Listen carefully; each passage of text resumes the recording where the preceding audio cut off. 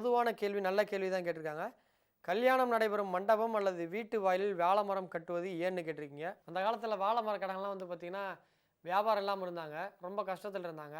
So இப்போ கல்யாணம் பண்ணுறவங்களாம் வீட்டு வாழை மரம் கட்டினா நல்லதுன்ட்டு சொன்னாங்க. இப்படின்லாம் நிறைய பேர் சொல்லுவாங்க. அது உண்மை கிடையாது. இதுக்கு உண்மையான காரணத்தை தெரிஞ்சுக்கோங்க. திருமணம் கிடையாது, ஊர் பண்டிகை, இந்த ஏஜ் அட்டன் பண்ணுறது, காது குத்து, கிரகப்பிரவேசம், இது போன்ற எல்லா விஷயத்துக்கும் வாழை மரம் கட்டுவாங்க. இதுக்கு என்னென்னா, வாழை மரம் வாசலில் கட்டுவது தொன்று தொற்று நிலை வரும் ஒரு வழக்கம்.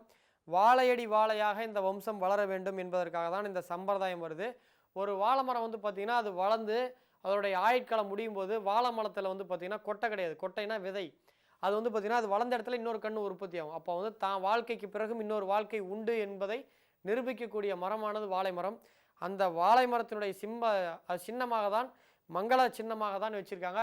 இந்த வீட்டில் கல்யாணம் ஆச்சு, இந்த வீட்டில் இன்னொரு கல்யாணம் நடக்கணும், இந்த வீட்டில் வந்து ஒரு மொட்டை அடித்து காது குத்துனாங்க, கடைசியாக அந்த குழந்தைக்கும் ஒரு குழந்தை பிறந்து மொட்டை அடித்து காது குத்தணும், இந்த நல்ல நிகழ்ச்சி பூரா மறுபடி நடந்துக்கணும். ஏன்னா இலை வீட்டில் வந்து வாழை மரம் கட்டி பார்த்துருக்கீங்களா?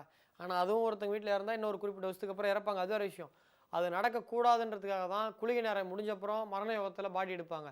ஆனால் இந்த விஷயங்களில் வாழை மரம் வைக்கிறது, அந்த விஷயம் மீண்டும் மீண்டும் மீண்டும் மீண்டும் நடக்கணும், ஒரு விஷயம் மறுபடியும் அந்த குடும்பத்தில் நடக்கணும்பாங்க.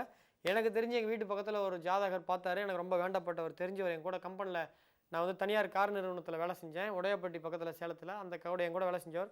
அவருக்கு திருமண பிராப்தமே இல்லை, ஆனால் ஒரு வசதி மிக்கவர், 37 வயசு ஆச்சு. அவர் வந்து வேற்று மதத்தை சார்ந்தவர். அவருடைய கீழே வந்து வாடகை கொடுத்துருந்தாங்க. அவர் வந்து என்கிட்ட ஜாதகம் பார்க்க வந்தார். அன்ஃபார்ச்சுனேட்டாக நான் குளிகை நேரத்தில் வீட்டில் பந்தக்கால் வைக்க சொல்லியிருந்தேன். அந்த பந்தக்கால் வச்ச நேரம் இவருக்கு கல்யாணம் ஆகிடுச்சு. எப்படின்னு பார்த்தீங்கன்னா, அந்த பந்தக்கால் வந்து குளிகை நேரத்தில் வச்சா மீண்டும் அந்த இடத்துல ஒரு பந்தக்கால் சுப நிகழ்ச்சிக்காக வைக்க வேண்டிய நிலை ஏற்பட்டுச்சு. அது இவர் கல்யாணமாக மாறி போச்சு. ஸோ இவர் ஜாதகத்தில் கல்யாணமே ஆகிறதுக்கு ஏகப்பட்ட பிரச்சனை இருந்துச்சு. ஸோ இந்த மாதிரி எளிய பரிகாரம் கூட இந்த நல்ல நேரத்தை நம்ம பரிகாரமாக கூட மாற்ற முடியுன்றதுக்கு பல உதாரணங்கள் உண்டு. ஸோ இது போன்ற நடைமுறை விஷயங்களை சொல்லிட்டு வரேன்.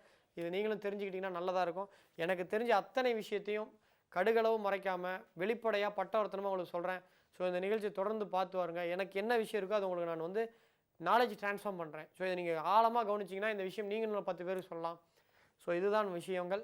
மீண்டும் நாளை காலை 8 மணிக்கு புதிய தகவலுடன் புதிய நிகழ்ச்சியில் உங்களை சந்திக்கும் வரை உங்களிடமிருந்து விடைபெறுவது உங்கள் அன்பு நண்பன் சேலம் பாலாஜி ஹாசன். வணக்கம் நேயர்களே.